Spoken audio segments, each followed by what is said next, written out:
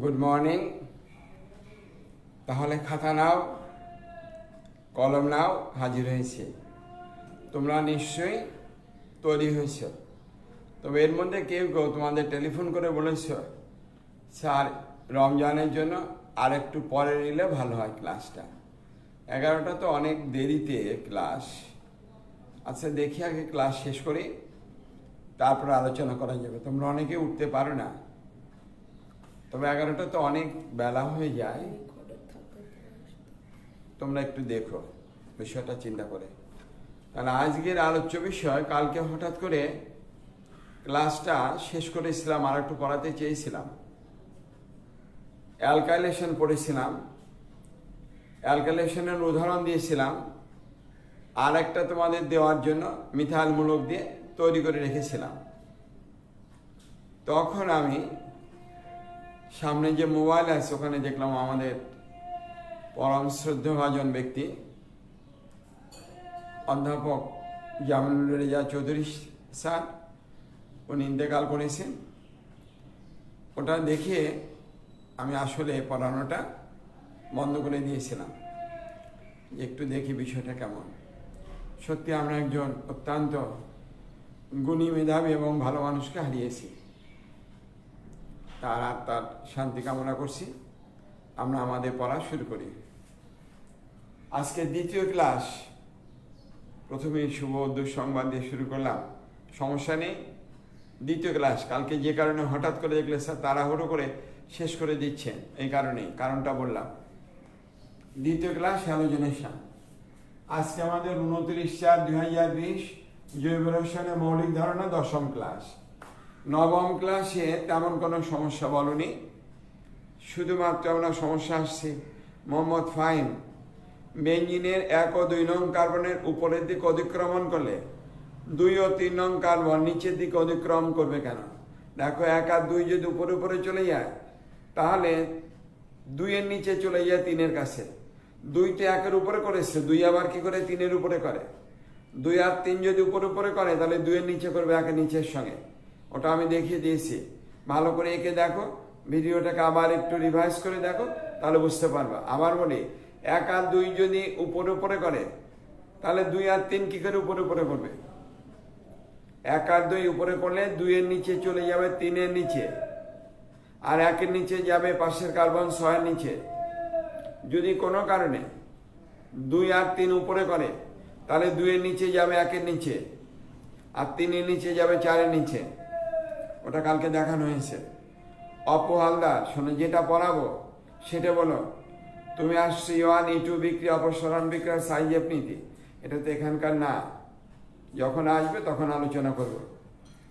রাহুল ইবনে জিসান, অনেক সুন্দর হয়েছে স্যার, গুড। হয়তো বেঞ্জিনের গঠন দেখে বলেছে, জানি না। রিয়াদ নাইন বলেছ অম্লকার সাম্যাবস্থার অঙ্ক দিয়েছ, আবার শেষে বলেছ প্লিজ স্যার একটু করে দেবেন। তার মানে এখন পড়াচ্ছি জৈব রসায়ন, অম্লকার সাম্যাবস্থা বলে একজন বললে স্যার গ্যাসেরই অঙ্কটা একটু করে দেন, একজন বললে স্যার এখানে তড়িৎ রসায়নের অঙ্কটা করে দেন। এভাবে পড়ানো হবে? ক্লাসটাকে বিশৃঙ্খল করে না প্লিজ। নিজের আগ্রহে আসছি, নিজের আগ্রহে পড়িয়ে দেব। তুমি যদি বলো রাহুল ইবনে জিসান, যখন অম্লকার সাম্যাবস্থা পড়াবো তখন পর্যন্ত তুমি অপেক্ষা করে থাকো। বোর্ডের একটা প্রশ্ন দিয়ে বলে দিলে স্যার এটা একটু করে দেন প্লিজ, তার থেকে একটু ছবি তুলে, সেটা তো হয় না। ধারাবাহিকভাবে পড়ে যাব। এটা একটা নিয়মিত ক্লাস। তোমাদের ক্লাসে কি স্যাররা পড়াতে গিয়ে এক একদিন এক একটা পড়িয়েছেন? তুমি কোন কলেজে জানি না, যদি এটা পড়িয়ে থাকে তাহলে স্যারকে ওরকম করে বলে শিখে নাও, যে যখন যেটা তোমার আসবে সেটারই উত্তর দেওয়া হবে। চ্যাপ্টার ওয়াইজ কোনো সীমাবদ্ধ নেই, কোনো কন্টিনিউয়েশন নেই, সেটা তো হয় না। এবার ফেসবুক পেজ থেকে আকাশদেব রয়, আমি কিন্তু সবগুলোই দেখি তোমাদের। আকাশদেব রয় বলেছে সরাসরি লাইভে না এসে অপরে ভিডিও করে আপলোড দিলে ভিডিওর মান অনেক ভালো হতো। অবশ্যই হতো, আমি জানি, কিন্তু আমি ইচ্ছা করে লাইভে আসছি, তাহলে অপরে অলসতা এসে যাবে। এখন করে তোমাদের প্রতি একটা আন্তরিকতা আসছে, আর আমি যেহেতু এই প্ল্যাটফর্মকে অনেক বড় করবই, এখানে আগামী শুক্রবারই তোমাদের অনেক শুভ সংবাদ দেব। অনেক স্যার আসবেন, ক্লাস কিভাবে হয়, অন্যান্য ক্লাস সেগুলো বলবো, পরিকল্পনা বলবো। কারণ শিক্ষা ক্ষেত্রে আমরা কোনোভাবেই এতটা থাকুক, বাকিটা পরে বলবো। আমরা চেষ্টা করব শিক্ষার মানকে সমুন্নত রাখার জন্য। শিক্ষক হিসাবে, দেশের নাগরিক হিসাবে একটা নৈতিক দায়িত্ব কল্পনা মনে করেছি, যেটা মনে করেছি ভালো বুঝেছি সেটা করছি। ধারাবাহিকভাবে থাকো। তুমি যখন বলেছ আকাশদেব, আমরা দেখব, আমরা ভিডিও করে আলাদা করে ইউটিউব করে অ্যানিমেশন করে সুন্দর করে কিভাবে দিতে হয় সেটা আমরা জানি, ওভাবে দেব। কিন্তু লাইভ ক্লাসের একটা মজা আছে, সে মজাটা আমি নিচ্ছি এবং আমি মনে মনে উৎসাহ হচ্ছি, উৎফুল্ল হচ্ছি, আনন্দিত হচ্ছি, কাজ করার জন্য আরও উৎসাহিত হচ্ছি। Thank you. শুরু করি, আর দেরি নয়। তাহলে আজকে আলোচ্য বিষয় হ্যালোজেনেশন। গতকালের অ্যালকাইলেশনটা তো মনে আছে, আবার একটু বলি। যে প্রক্রিয়ায় বেঞ্জিন বলয় হাইড্রোজেন পরমাণুকে সরিয়ে অ্যালকাইলমূলক প্রতিস্থাপিত হয় তাকে অ্যালকাইলেশন বলা হয়। আবার বলি, যে প্রক্রিয়ায় বেঞ্জিন বলয় হাইড্রোজেন পরমাণুকে অপসারিত করে অ্যালকাইলমূলক প্রতিস্থাপিত হয় তাকে অ্যালকাইলেশন বিক্রিয়া বলা হয়। তাকে কি বলবো? অ্যালকাইলেশন বিক্রিয়া বলবো। আর গ্রুপ অ্যালকাইলমূলক প্রতিস্থাপিত হয়েছে। অ্যালকাইলমূলক কাকে বলে? কার্যকারী মূলকের আগে আমরা আলোচনা করেছিলাম। এবার যদি অ্যাসাইলমূলক হতো, আর সি ডাবল বন্ড, তখন তাকে বললাম অ্যাসাইলেশন। ঠিক ওরকম যে প্রক্রিয়ায় বেঞ্জিন বলা হাইড্রোজেনকে সরিয়ে একটি অ্যাসাইলমূলক আর সিও গ্রুপ যুক্ত হয় তাকে আমরা বলবো অ্যাসাইলেশন বিক্রিয়া। আর হ্যালোজেনেশন কাকে বলবো? যে প্রক্রিয়ায় বেঞ্জিন বলয়ের হাইড্রোজেন পরমাণুকে সরিয়ে, আবার বলি যে প্রক্রিয়ায় বেঞ্জিন বলয়ের কার্বনের সাথে যুক্ত হাইড্রোজেন পরমাণুকে অপসারিত করে, কার্বনের সাথে যুক্ত হাইড্রোজেন পরমাণুকে অপসারিত করে একটি কোন গ্রুপ বলে তো হ্যালোজেন পরমাণু প্রতিস্থাপিত হয় তাকে আমরা বলবো কোন প্রক্রিয়া বলো তো? হ্যালোজেনেশন প্রক্রিয়া। হাইড্রোজেন চলে যাবে, তার জায়গা বসবে কে বলো তো? হ্যালোজেন পরমাণু। ধাপে ধাপে যাব। একজন বলে স্যার E1 পড়িয়ে দেন, E2 পড়িয়ে দেন, তা তো হয় না। আমি জানি কোনটা পরে কোনটা আসবে, ভালো করে জানি।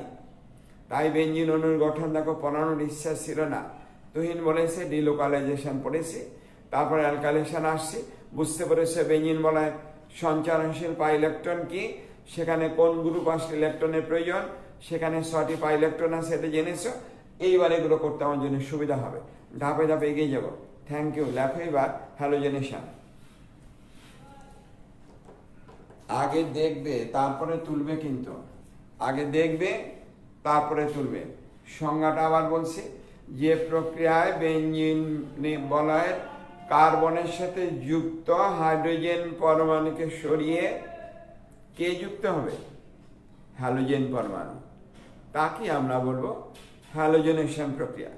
কোন প্রক্রিয়া বলো তো? হ্যালোজেনেশন। ওই অ্যালকাইলেশন, অ্যালুমিনিয়াম ট্রাইক্লোরাইড, সে তো কেন্দ্রীয় পরমাণু অষ্টক অপূর্ণ। তার মানে কি লুইস কি অ্যাসিড না ক্ষার বলো? লুইস কি ক্ষার। এই লুইস ক্ষার হওয়ার কারণে তারা ইলেকট্রন গ্রহীতা। ওই অ্যালকাইলেশন বলো, হ্যালোজেনেশন বলো আর অ্যাসাইলেশন বলো, এক্ষেত্রে উপস্থিতি থাকতে হয় কার বলো তো? লুইস ক্ষারের। কার উপস্থিতি থাকতে হয়? লুইস ক্ষার না লুইস অ্যাসিড? লুইস অ্যাসিডের উপস্থিতি থাকতে হয়। লুইস অ্যাসিডের উপস্থিতি থাকতে হয়। আর যে গ্রুপটা ওখান থেকে আসবে সে লুইস ক্ষার হিসেবে আসে, তাই ওখানে উপস্থিত থাকতে হয় কার বলো তো? লুইস অ্যাসিডের। অনাদ্র aluminium trichloride Lewis acid, ferric chloride Lewis acid. যে কোনো হ্যালোজেন বাহক তারা প্রত্যেকেই লুইস অ্যাসিড। এইবার একটু দেখে নাও, তারপর লিখে নেন। আমরা বেঞ্জিন বলয়কে দেখাবো, একটু মনোযোগ সহকারে দেখো। হাইড্রোজেন, তাহলে তাকে আমরা এভাবে দেখালাম। হাইড্রোজেন আসছে এভাবে, এভাবে এখানে হাইড্রোজেন প্লাস কে আসছে বলো তো? Halogen X2। কার উপস্থিতিতে?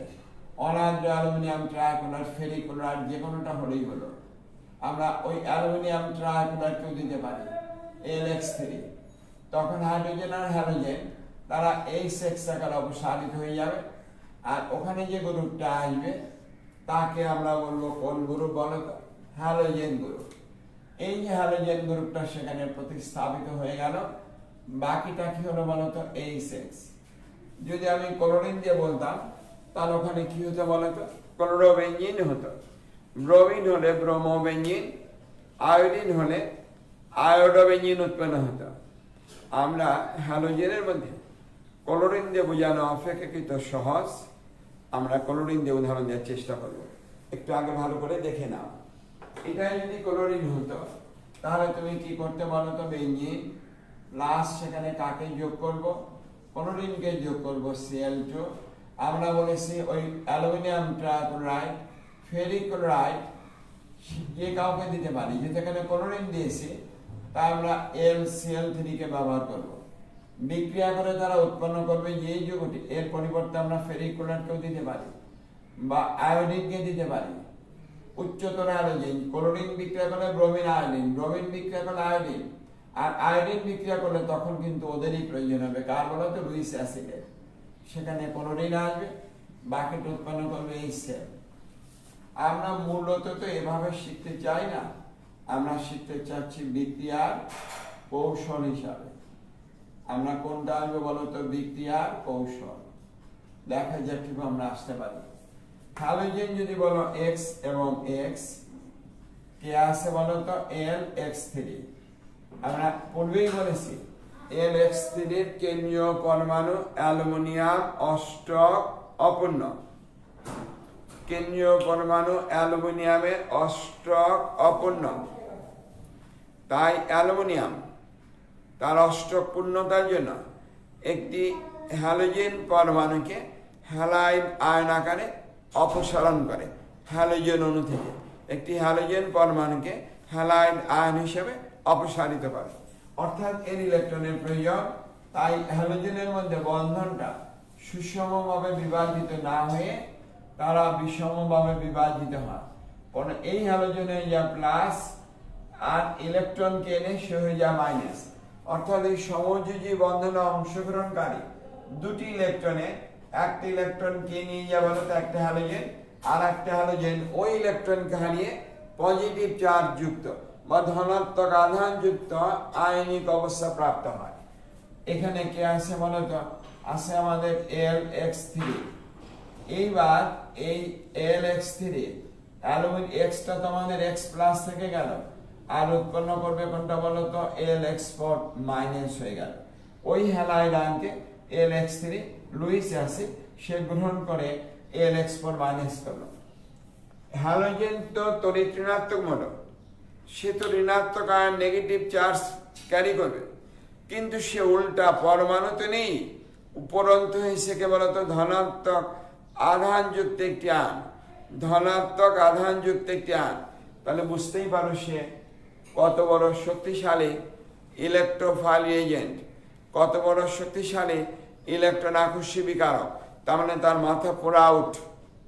তার এখন সে মাথায় দিয়ে দেখছে হায় সর্বনাশ, আমি পজিটিভ চার্জ হয়েছি, তাহলে আমাকে এখন যে করেই হোক ইলেকট্রন সংগ্রহ করে নেগেটিভ না পাই অন্তত পক্ষে আধান প্রশমিত করতে হবে। তাই সে বেঞ্জিন বলয়ের উপরে গিয়ে হাজির হয়েছে। আমাকে বলেছে স্যার আমি ইলেকট্রন কোথায় পাই, আমাকে একটা ইলেকট্রন দেন, আমি তো হ্যালোজেন X প্লাস হয়ে গিয়েছি। আমি যে এই অবস্থা কে করলো তোমাকে? বলে স্যার ওই আর একটা হ্যালোজেন আমারই স্বজাতি ভাই এই কাজটা করেছে, ওই হ্যালোজেন আমার ইলেকট্রন। ও নিয়ে গেল, কি বলো? বলে জি স্যার ওই যে অ্যালুমিনিয়াম ট্রাইহ্যালাইড আসছে, ও এসে খারাপ পরামর্শ দিয়েছে, ও আমার ইলেকট্রন নিয়ে চলে গেছে স্যার। আমি তো X প্লাস। আমি যে তুমি আমার কাছে ঘুরে না, আপনি চলে যাও বেঞ্জিন বলে। এই X plus ion, X plus ion সে এখন ক্যাটায়ন, ইলেকট্রোফাইল এজেন্ট, সে বেঞ্জিন বলয়ে গিয়েছে, কিন্তু বলে দিয়েছে খুব ধীরে যেও, তাড়াহুড়ো করে যেও না, খুব আস্তে আস্তে তোমার এই পজিটিভ চার্জকে ঢেকে রেখে যেও যেন ও বুঝতে না পারে। কারণ আগে মিথাইল মূলককে দিয়েছিলাম, ও বুঝতে পেরেছে তোমার বিপদ হতে পারে, তোমাকে তো চান্সই দেবে না। বলে স্যার আপনি চিন্তা করেন না, ইলেকট্রন আসছে তো। আমি ইলেকট্রন আসে মানে কি? 6টা আছে, 6টি সঞ্চরণশীল বা ইলেকট্রন আছে, তুমি যাও ইলেকট্রনকে পাবে। এইবার দেখো তুমি ভালো করে দেখবে, এইটা আমাদের হ্যালোজেন,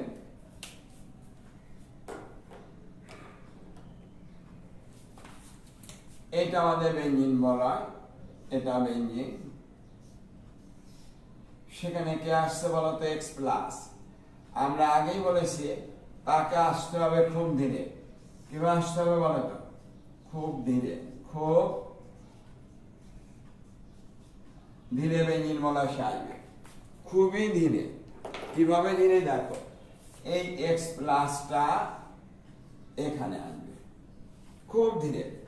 সব জায়গাতে সে গিয়েছিল, 6টি কার্বনের 6টি হাইড্রোজেনের কাছে সে সুযোগ খুঁজেছে কোথায় যাওয়া যায়। কোন একটা হাইড্রোজেন একটু তার কথা মন নরম হয়ে তাকে জায়গা করে দিয়েছে।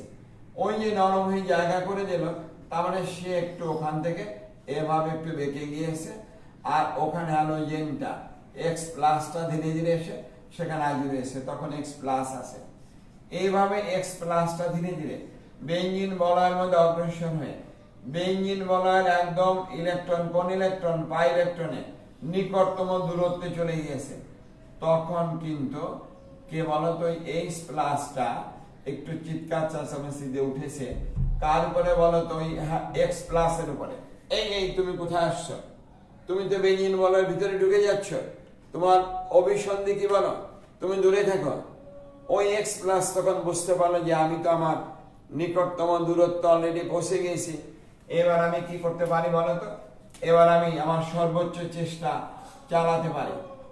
তখন এই এক্স প্লাস সর্বোচ্চ চেষ্টা চালিয়ে কি করে বলতো? বেঞ্জিন বলয় থেকে কোন একটা হাইড্রোজেনের যে 6টা কার্বনের যে 6টা ইলেকট্রন আছে, তার কোন একটা ইলেকট্রনকে নিয়ে বেঞ্জিন বলয়টাকে প্লাস করে দেবে।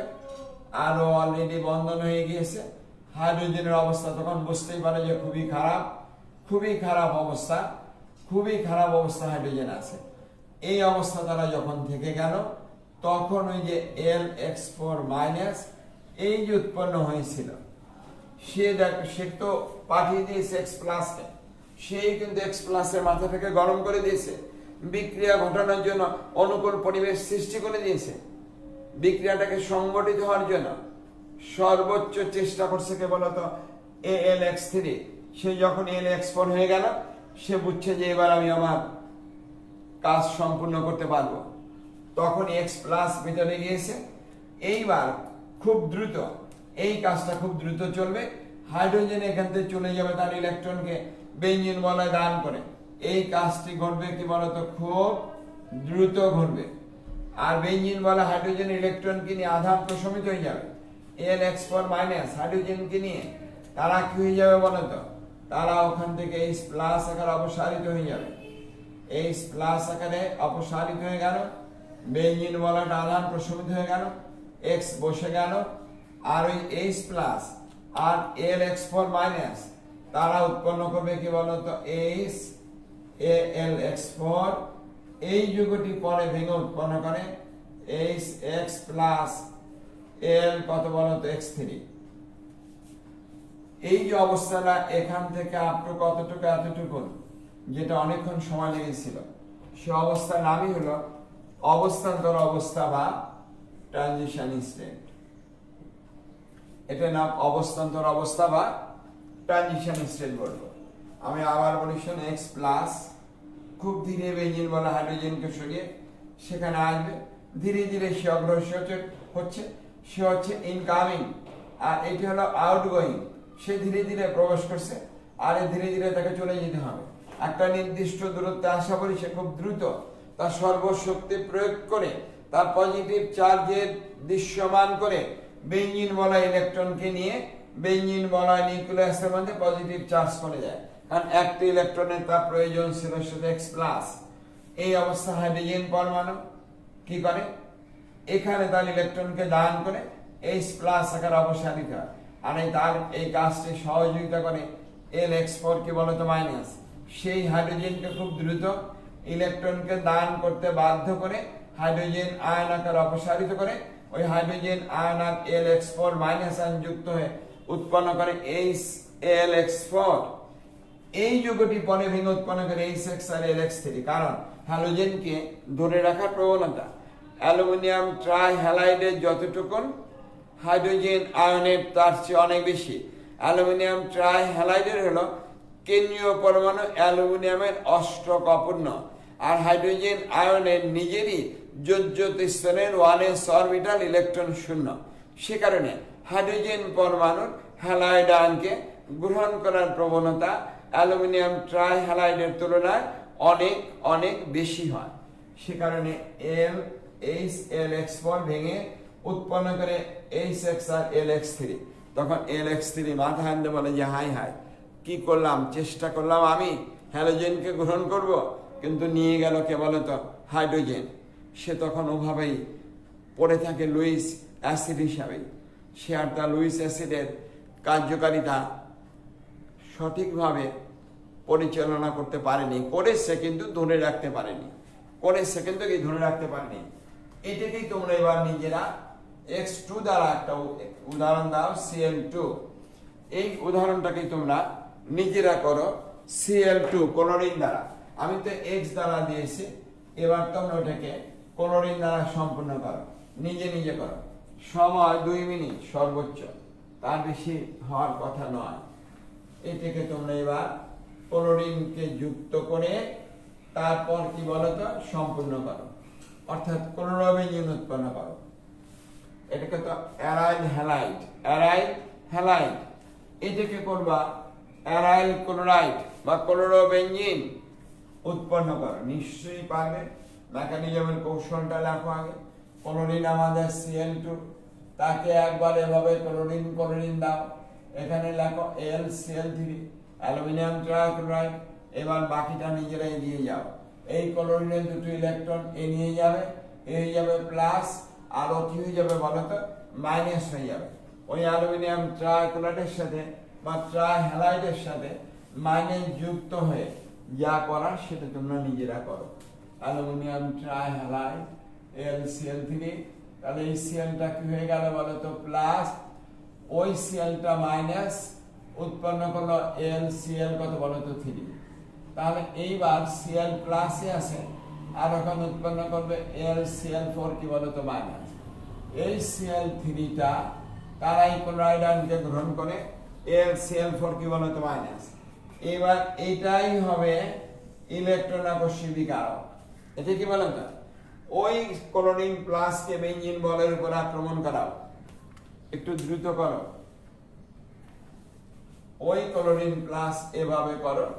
শুধু আমরা ক্লোরিনটাকে পরিবর্তন করে দিলেই আমার তো সুবিধা আছে, আমি মুছে শুধু এটাকে ঠিক করে দিতে পারবো।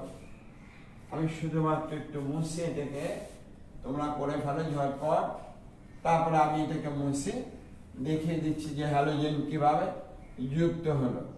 এটা তখন LCl4 হয়ে যাবে। একটু ঝটপট করে ফেলো। তাহলে এখানে কে আসবে বলো তো Cl প্লাস, এখানে কে আসবে Cl তখনও প্লাস, এখানে কে আসবে Cl তখনও প্লাস। এইবার Cl কিন্তু আর প্লাস নেই, Cl আধান প্রশমিত গেল, তার চার্জটা আসবে বেঞ্জিন বলে। এইবার Cl এখানে থেকে গেল, H প্লাস অপসারিত হয়েছে, ওই H প্লাস উৎপন্ন করলো LCl কত বলতো 4, তারা HX উৎপন্ন করলো মানে HCl, আর এখানে উৎপন্ন করলো LCl3। দেখো তোমার মেকানিজম হয়ে গেল। এটি হলো ট্রানজিশন অবস্থা। এই যে আমাদের হ্যালোজেন পরমাণু বেঞ্জিন বলয় যুক্ত হলো, তার নামে কি বলতো হ্যালোজেনেশন। একটু দ্রুত তুলো, তাড়াতাড়ি তুলে নাও, একটু দ্রুত করো, সোজা তো, খুবই সোজা করেছো। তাহলে আমি এবার মুছে ফেলবো, আমি কিন্তু মুছে ফেলবো, লিখেছ?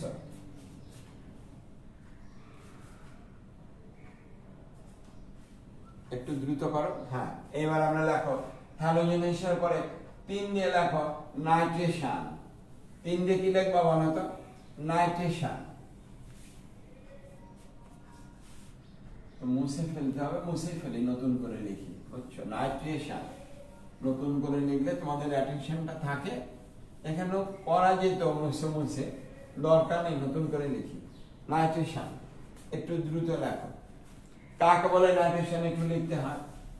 নাইট্রেশন লিখিস, ঝটপট লেখো, একটু দ্রুত করবে কাজগুলি। নাইট্রেশন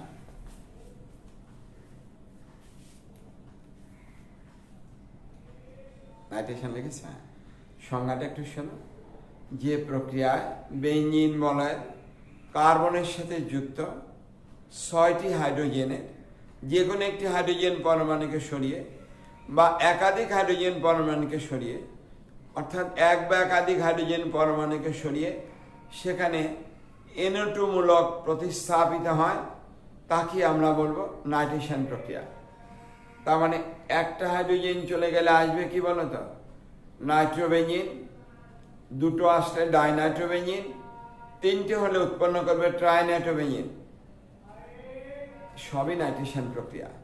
তবে মনে রেখো সর্বোচ্চ 3টে আসা যায়। 1, 3, 5 ট্রাইনাইট্রোবেঞ্জিন উৎপন্ন সর্বোচ্চ নাইট্রেশন প্রক্রিয়ার মাধ্যমে, যাকে আমরা বলি TNB, ট্রাইনাইট্রোবেঞ্জিন। তবে নর্মালি নাইট্রেশন বলতে আমরা শুধু নাইট্রোবেঞ্জিনকে বোঝাই। আবার বলি সাধারণত নাইট্রেশন বলতে আমরা শুধু কাকে বলি বলতো? নাইট্রোবেঞ্জিনকে আমরা বুঝিয়ে থাকি। তাহলে বুঝতে পেরেছ যে প্রক্রিয়ায় বেঞ্জিন বলয় কার্বনের সাথে যুক্ত হাইড্রোজেন পরমাণুকে অপসারিত করে NO2 মূলককে প্রতিস্থাপিত করা যায়, তাকে বলবো নাইট্রেশন প্রক্রিয়া। দেখিয়ে দেবো মেকানিজমে। বেঞ্জিন গাঢ় সালফারিক অ্যাসিডের উপস্থিতিতে গাঢ় নাইট্রিক অ্যাসিডের সহিত 35 থেকে 40 ডিগ্রি সেলসিয়াস তাপমাত্রায় বেঞ্জিন থেকে বেঞ্জিনের জাতক নাইট্রোবেঞ্জিনকে আমরা কি করেছি বলতো? প্রস্তুত করেছি। এইবার দেখো বিক্রিয়ার কৌশল, খুবই অভিনব কৌশল। দেখো নাইট্রোবেঞ্জিন যদি বলি তাহলে HONO2 লেখা যায়। তার মানে HNO3 plus sulphuric acid HOSO3H লেখা যায়।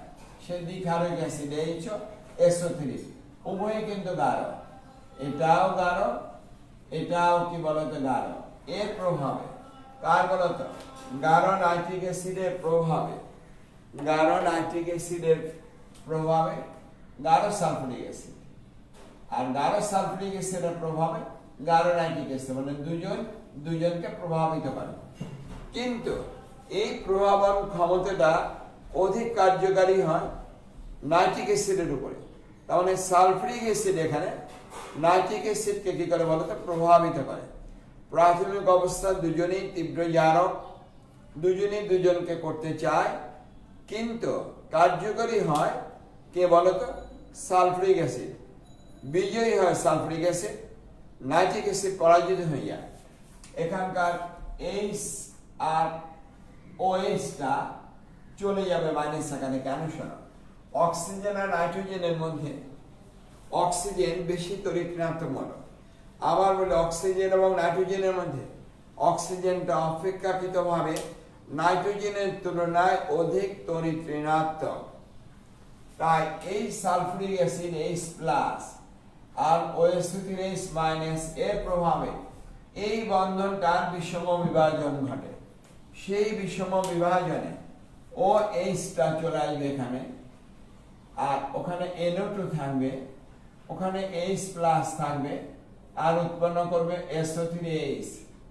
তার মানে এই OH-টা ইলেকট্রনকে নিয়ে তারা হয়ে যাবে কি বলতো? মাইনাস, আর এখানকার NO2 ইলেকট্রনকে দান করে হয়ে যাবে প্লাস। তার মানে বন্ধনটা হলো বিষম বিভাজন।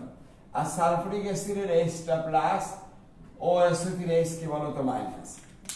এই H+ আর OH- তারা ইতিমধ্যে পানিতে পরিণত হয়ে যায়। NO2 তারা প্লাস আকারে থেকে যায়, আর OSO3H তারা মাইনাস আকারে থেকে যায়।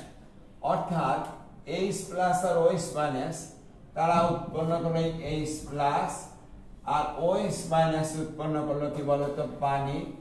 এই পানি উৎপন্ন করলো, NO2 প্লাস থেকে গেল, আর এইটা মাইনাস থেকে গেল। এরা কিন্তু যুক্ত যৌগ গঠন করবে না, কারণ সালফারিক অ্যাসিড নাইট্রিক অ্যাসিডকে NO3- থেকে পরিবর্তিত করে তারা NO2 প্লাসে পরিণত করেছে। নাইট্রিক অ্যাসিড তো H প্লাস আর নাইট্রেট আয়ন, তা না হয়ে তাকে পরিবর্তিত করেছে OH মাইনাস আর NO2 প্লাস কে করেছে? এই সালফুরিক অ্যাসিড। তাই ওর সঙ্গে কখনো যুক্ত হয় না। নিশ্চয়ই NO2 প্লাস কেমন ইলেকট্রোফাইল রিয়েজেন্ট। আমি গতকাল দেখেছিলাম যে NO2 এর কি থাকে বলতো, একটা ইলেকট্রন উদ্বৃত্ত থাকে।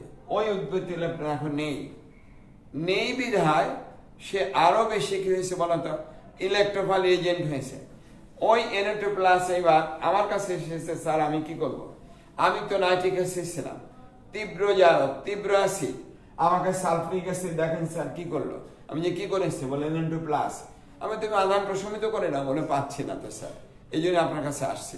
আমি তুমি বেঞ্জিন বলয় যাও, 6টি পাই ইলেকট্রন আছে, তার থেকে একটাকে নেওয়ার চেষ্টা করো।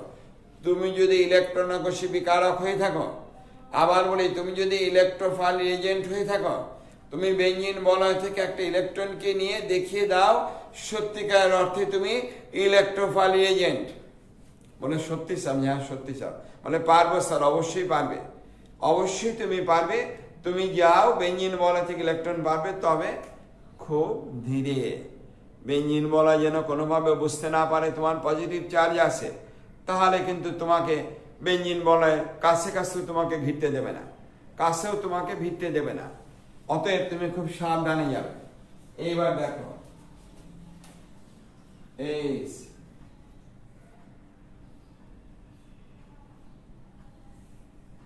এখানে হাইড্রোজেন আছে, এই NO2 কি বলতো প্লাস, খুব ধীরে, খুব কি বলতো ধীরে কোথায় যাবে বলতো বেঞ্জিন বলয়। NO2 প্লাস হয়ে আসে, ইলেকট্রন আকর্ষী বিকারক এখানে আসবে। হাইড্রোজেনের কাছ থেকে কান্নাকাটি করে উঠলে, ভাই নাইট্রিক অ্যাসিড ছিলাম, আমাকে সালফুরিক অ্যাসিড NO2 প্লাস করেছে ভাই, আমি তো অনেক তীব্র অ্যাসিড, তীব্র জারক, একটু জায়গা দাও ভাই, একটু জায়গা বলে টলে অনেক অনুরোধ করে হাতে পায়ে ধরে একটু জায়গা নিয়েছে, আমি একটু অবস্থান করে আমি সময় মতো চলে যাব। তখন হাইড্রোজেনকে সতর্ক করে দিয়েছে, খবরদার উল্টা পাল্টা কিছু করবে না কিন্তু। বলে আরে ভাই না, উল্টা পাল্টা তুমি আমাকে জায়গা দিচ্ছ, তোমার কাছে আমি চিরঋণী। ভালো কথা। NO2 ওখানে আসছে, বসতে দিল কে বলতো, এই H প্লাস। তারপরে ঘটনা কি হয়, বসতে দেওয়া পরের ঘটনা তোমরা ভালো করে জানো। তারপরে ঘটনা কি আসবে, ও ধীরে ধীরে এগিয়ে আসছে, কারণ ওর তো দুরভিসন্ধি, ওর কি দুরভিসন্ধি, বেঞ্জিন বলয়ের ইলেকট্রন কোথায় আছে তাকে দেখা। সেই দেখতে গিয়ে সে দেখতে পেল সত্যি সত্যি ইলেকট্রন দেখা যাচ্ছে, কিন্তু ধরা যাচ্ছে না। তাই সে ওই NO2 প্লাস ধীরে ধীরে যতটুকু পারে আস্তে আস্তে আস্তে আস্তে সে পথ খুঁজে নিচ্ছে, যে কোন পথে বেঞ্জিন বলয়ের ভিতরে ঢুকা যায়, কোন পথে কিভাবে, কোন প্রক্রিয়া। আস্তে আস্তে সে অনেক দূরে চলে আসছে। তখন হাইড্রোজেনটা অপেক্ষাকৃতভাবে কি বলতো দুর্বল হয়ে গেছে। হাইড্রোজেন তো NO2 এর সাথে চিৎকার করছে, এই তুমি কি করছো, তুমি গল্প করলে কত কিছু, যে আমি তো আসবো না, এখন তো তুমি কোথায় আসছো, দেখো ভাগো, দূরে যাও। ও দেখলো যে এই তো আমার সুযোগ, আমার সুযোগ তো এখন হয়েছে। এই সুযোগে ও বেঞ্জিন বলয়ের মধ্যে সর্বোচ্চ শক্তি প্রয়োগ করে ওই বেঞ্জিন বলয়ের একটা ইলেকট্রনকে নিয়ে NO2 হয়ে যায় প্লাস থেকে প্রশমিত, আর ওই প্লাসটা চলে যাবে বেঞ্জিন বলয়ের মধ্যে। তখন বুঝতেই পারো যে হাইড্রোজেনের অবস্থা কি হতে পারে। হাইড্রোজেনের অবস্থা কি হতে পারে নিজেরা বুঝে দেখো। SO3H ওখানে আছে, এই অবস্থা হতে যতটুকু দেরি, SO3H দ্রুত চলে আসছে, তার শেষ কাজটি সম্পূর্ণ করার জন্য খুব দ্রুত এসে ওই H প্লাস কে SO3H আবার টানা শুরু করেছে। ওদিকে বেঞ্জিন বলয় পজিটিভ চার্জ, সেই H প্লাস কে বলছে ইলেকট্রন না দিয়ে তুমি যেতে পারবে না, ইলেকট্রন তোমাকে দিয়ে যেতে হবে। তখন কি করলো H প্লাস, তার ইলেকট্রনকে বেঞ্জিন বলয় দান করে বেঞ্জিন বলয়টাকে আধান প্রশমিত করে নিজে H প্লাস আকারে চলে যায়, NO2 সেখানে বসে যায়, আর H প্লাস আর SO3H তারা উৎপন্ন করে H2SO4, সালফুরিক অ্যাসিড আবার সালফুরিক অ্যাসিড হয়ে যায়। তাই দেখো বিক্রিয়ার পূর্বে এবং পরে আমরা সালফুরিক অ্যাসিডকে আমরা অপরিবর্তিত রেখেছি। এখানে যদি প্লাস দাও, এখানে সালফুরিক অ্যাসিড প্লাস যাবে। তোমরা বলবে যে স্যার সালফুরিক অ্যাসিড এই পানিকে শোষণ করলো, তাহলে কি সালফুরিক অ্যাসিড এখানে নিরোধক হিসেবে কাজ করেছে? একদম পারফেক্ট নিরোধক নয়, তবে অনেকটা নিরোধকের মতো কাজ করেছে। কারণ নাইট্রিক অ্যাসিড আর বেঞ্জিনের বিক্রিয়া, নাইট্রোবেঞ্জিন আর পানি, এই পানিটা কোথায় যায়? সালফুরিক অ্যাসিডের কাছে শোষণ করে। অনেকটা নিরোধকের মতো কাজ করেছে, কিন্তু পরিপূর্ণ সে নিরোধক নয়। তাহলে এই যে অবস্থাটা এলো, কতটুকু বলো তো? এখান থেকে এতটুকু, সেই প্রক্রিয়ার নামই হলো অবস্থান্তর অবস্থা বা ট্রানজিশন স্টেট। অবস্থান্তর অবস্থা বা ট্রানজিশন স্টেট। তাহলে নিশ্চয়ই বুঝতে পেরেছ কিভাবে আমাদের নাইট্রোবেঞ্জিন উৎপন্ন হলো। যৌগটির নাম কি বলতো? নাইট্রোবেঞ্জিন। বেঞ্জিন থেকে উৎপন্ন হলো কোন যৌগ বলতো? নাইট্রোবেঞ্জিন। একটু দ্রুত তুলে নাও। তোমাদের এক বন্ধু তোমাদের পেজে উত্তর কিন্তু এখনো সবাই পাইনি, মাত্র কালকে দেখেছি 10-12 জন উত্তর দিয়েছ। দুজন আমি রাগ করে পেজে পোস্ট দেইনি, আজকে দেব। কারণ কতদিন দেরি করা যায়? একটা পোস্ট দিয়ে যদি 3 দিন অপেক্ষা করতে হয়, তাহলে তো ঘন ঘন পোস্ট দেওয়া যায় না। পোস্ট দেবে। তোমাদের এক বন্ধু দেখবো ওখানে অনেক ভালো একটি সুন্দর কথা বলেছে, সেটা আমরা শুক্রবারে বলবো বন্ধুকে। আর এই শুক্রবারে কিন্তু অবশ্যই কেমিস্ট্রি আড্ডা ক্লাস থাকবে এই শুক্রবারে। কালকে বৃহস্পতিবার, পরশু দিনে বন্ধুদের বলে দিও। আর তোমাদের স্যারদেরও বলো, স্যাররা থাকলে তো উপকার হয়, আমাদের আড্ডাটা ভালো জমে, বুঝছো? স্যাররা প্রশ্ন করতে পারেন, আমরা প্রশ্ন করতে পারি, আমি স্যারের কাছ থেকে জানতে পারি অনেক কিছু, সেটা তো অনেক সুন্দর হয়। তো তোমরা একটু স্যারদেরকে বলো আর তুলে নাও তাড়াতাড়ি। ততক্ষণে তোলা আগে ঝটপট। কোন প্রক্রিয়া হলো বলো তো? নাইট্রেশন। বেঞ্জিন বলয় NO2 মূলক প্রতিস্থাপিত হলো। এই প্রক্রিয়ার নামই হলো কোন প্রক্রিয়া বলো তো? নাইট্রেশন প্রক্রিয়া। তাহলে অ্যালকাইলেশন হয়েছে, অ্যাসাইলেশন অনুরূপ বলে দিয়েছি, হ্যালোজেনেশন হলো, নাইট্রেশন হলো। এইবার সালফোনেশন লিখব, খুব দ্রুত তুলে ফেলো। একই রকম লিখেছ, একটু দ্রুত তুলে ফেলো। আমরা সালফোনেশন বলে আমি আলোচনা করব। সালফোনেশন, হেডলাইন দাও, সালফোনেশন প্রক্রিয়া। কোন প্রক্রিয়া বলো তো? সালফোনেশন। একটু দ্রুত লেখো। লেখো, যে প্রক্রিয়ায় বেঞ্জিন বলয়, যে প্রক্রিয়ায় বেঞ্জিন বলয় SO3H মূলক প্রতিস্থাপিত হয়। কোন মূলক বলো তো? SO3H মূলক প্রতিস্থাপিত হয়, তাকে সালফোনেশন প্রক্রিয়া বলা হয়। SO3H এই মূলকটা বেঞ্জিন বলে আসবে, তাকে আমরা বলবো সালফোনেশন প্রক্রিয়া। এবার দেখো, বেঞ্জিন গাঢ় সালফুরিক অ্যাসিডের সাথে উত্তপ্ত অবস্থায় বিক্রিয়া করে বেঞ্জিন সালফোনিক অ্যাসিড উৎপন্ন করে থাকে। দেখো, বেঞ্জিন এখানে আর কারো প্রয়োজন নেই, কারো উপস্থিতি থাকার প্রয়োজন নেই, শুধু গাঢ় সালফুরিক অ্যাসিড। তবে পরিমাণ একটু বেশি নিতে হয়। কেন নিতে হয় বলবো। অধিক পরিমাণে সালফুরিক অ্যাসিড, গাঢ় সালফুরিক অ্যাসিড, বেঞ্জিন গাঢ় সালফুরিক অ্যাসিডের সাথে উত্তপ্ত অবস্থায় বিক্রিয়া করে বেঞ্জিন সালফোনিক অ্যাসিড উৎপন্ন করে থাকে। কি উৎপন্ন করে বলো তো? Benzene sulphonic acid. বিক্রিয়াটি দেখাও।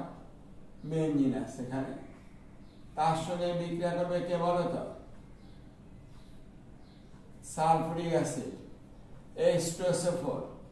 তবে 2 মোল সালফুরিক অ্যাসিড বিক্রিয়া অংশগ্রহণ করে, সেটা আমরা মেকানিজমে দেখাবো। সাধারণ বিক্রিয়াতে আমরা 1 মোলই দেখা হয়। 1 মোলকে দেখা না, গাঢ় সালফুরিক অ্যাসিড উৎপন্ন করবে SO3H, আর বাকি যৌগটা উৎপন্ন করবে পানি H2। এই যে বেঞ্জিন সালফোনিক অ্যাসিড উৎপন্ন হলো, তাকেই বলবো সালফোনেশন প্রক্রিয়া। লেখো বিক্রিয়ার কৌশল, সালফুরিক কৌশল লেখো, বিক্রিয়ার কৌশল।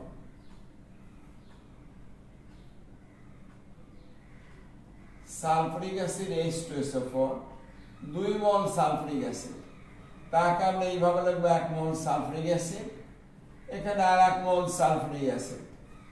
এই সালফিউরিক অ্যাসিডকে আমরা যদি এভাবে লিখি পানি H2O প্লাস সালফার ট্রাইঅক্সাইড লেখা যাবে নিশ্চয়ই প্লাস সালফিউরিক অ্যাসিড। স্যার এভাবে কেন লিখলেন?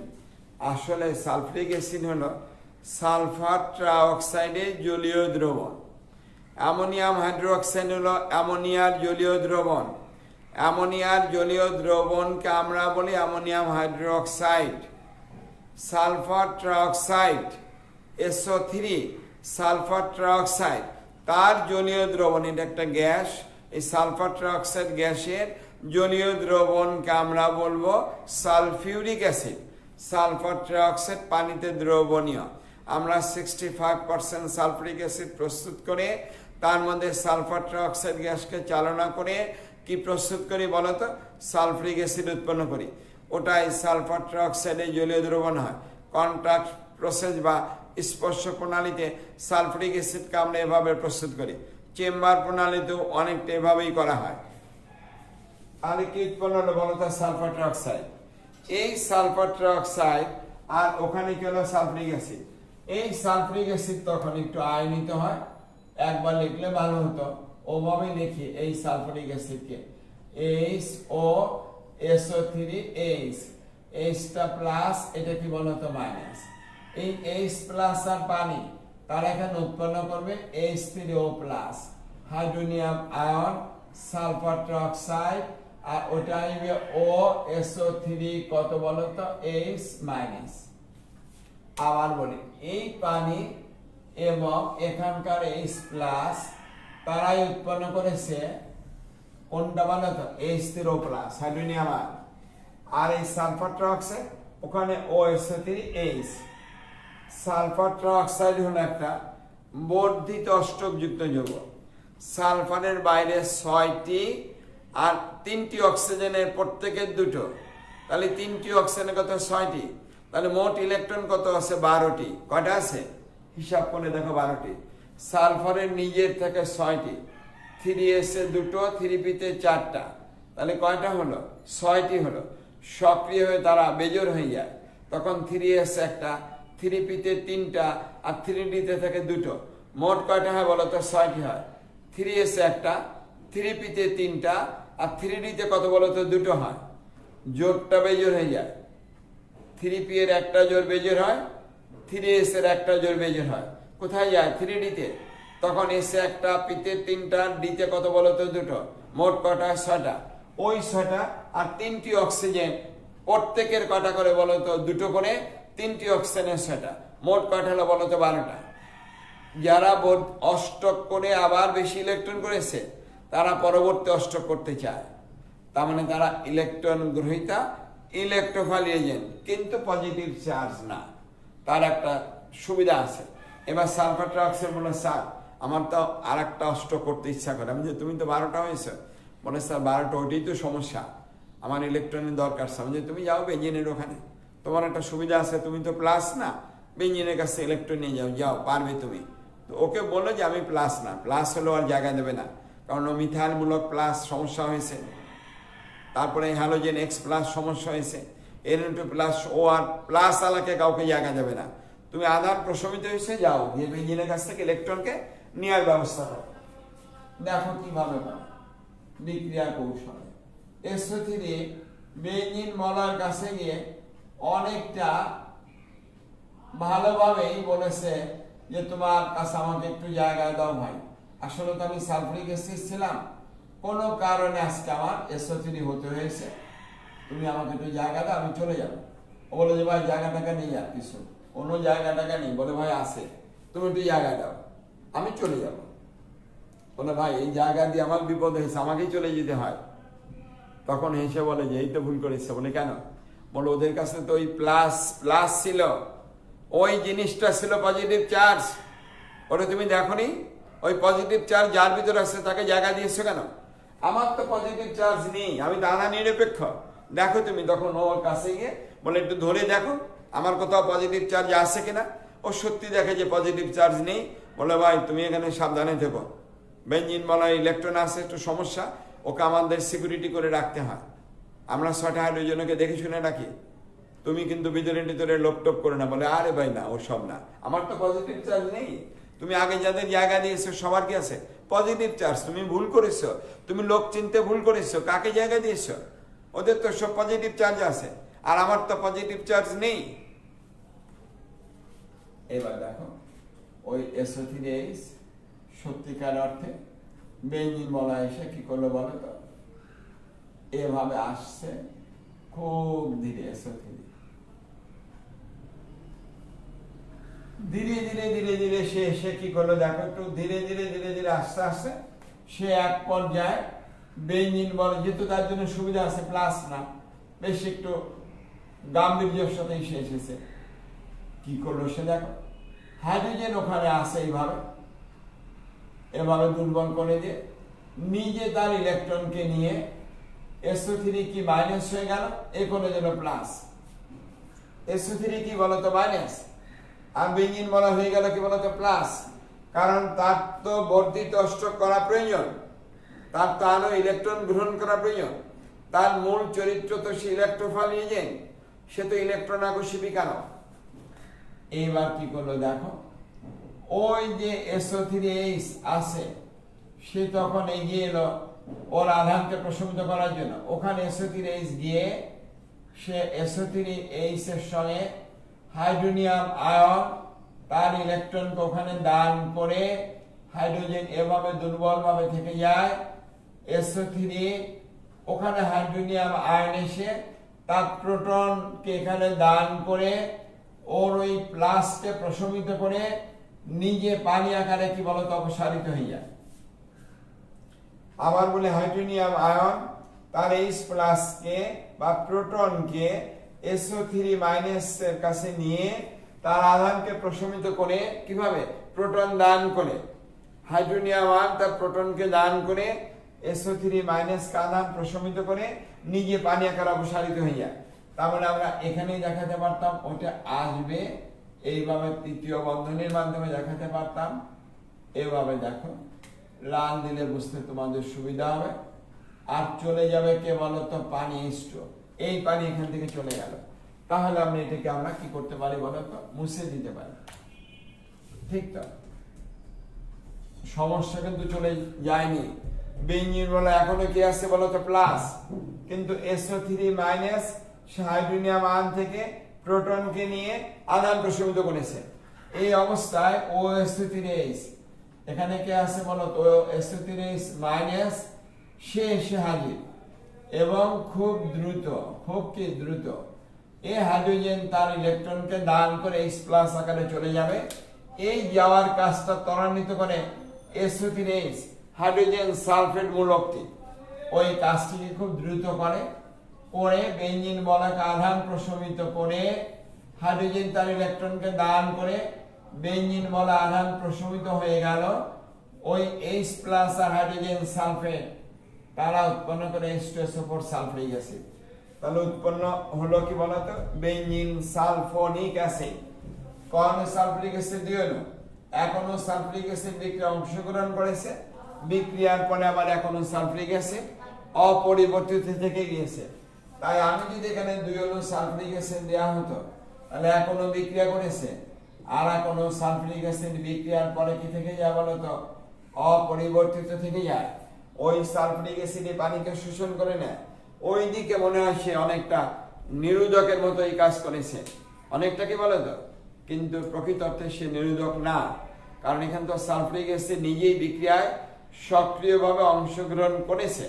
নাইট্রেশনে অনেকটা নিরোধকের মতো আচরণ করে, কিন্তু এখানে কিন্তু নিরোধক বলা যাবে না, কারণ সালফিক অ্যাসিড নিজেই বিক্রিয়া অংশগ্রহণ করেছে এবং এখানে সে সক্রিয়কারী গ্রুপের মধ্যে সে নিজে একটা, বিক্রিয়কের মধ্যে নিজেই একটা, বিক্রিয়কের মধ্যে নিজেই একটা। তাহলে বুঝতে পেরেছ কি হলো বলতো বেঞ্জিন সালফোনিক অ্যাসিড। এই যে অবস্থাটা ছিল সে অবস্থাটার নামই হলো ট্রানজিশন অবস্থা। এখানে যেমন খুব ধীরে হয়েছিল, এখানে খুব দ্রুত হয়ে বেঞ্জিন সালফোনিক অ্যাসিড উৎপাদনটা শেষ হয়ে যায়। তাহলে নিশ্চয়ই বুঝতে পেরেছ সালফোনেশন কিভাবে সম্পূর্ণ হয়, এটি আমাদের বিক্রিয়ার কৌশল। তাহলে মোটামুটি জৈব রসায়নের প্রাথমিকটা মোটামুটি হয়েছে, কিন্তু বাকি আছে এখন আমাদের SN1 SN2। আর তোমাদের এক বন্ধু কালকে টেলিফোন করে বলেছিল, স্যার কার্বন কিভাবে পজিটিভ আর কিভাবে নেগেটিভ হয় স্যার একটু দেখাবেন, আবার একটু কেন পজিটিভ হয় দেখাবো।